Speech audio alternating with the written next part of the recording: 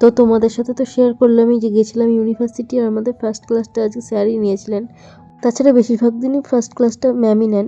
তো যাই হোক, তারপরে 2 ঘন্টা টানা ক্লাস চলার পর আমাদের টিফিন টাইম হয়েছিল।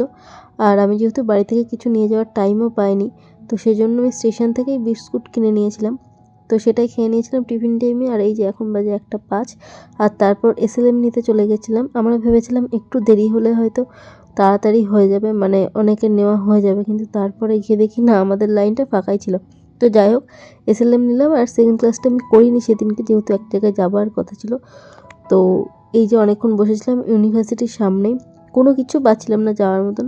যাই হোক, সেদিন গেছিলাম আমি মাসির বাড়ি, তো মাসির বাড়ি যাওয়ার আগে মিষ্টি নিয়ে নিয়েছিলাম মাসির বাড়ির সামনেই এই দোকানটা, সেখান থেকে। আর তারপরে এই যে মাসির বাড়ি আমি পৌঁছেও গিয়েছিলাম। যদিও বা আমার থাকার কোনো প্ল্যান ছিল না, হঠাৎ করেই যেহেতু গেছিলাম।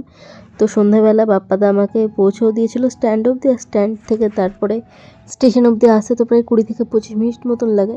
তো যাই হোক, দেখা হচ্ছে নেক্সট ব্লগে। তোমরা ততক্ষণ ভালো থেকো, টাটা। আর ভালো লাগলে অবশ্যই লাইক আর ফলোটা করে দিও। বাই।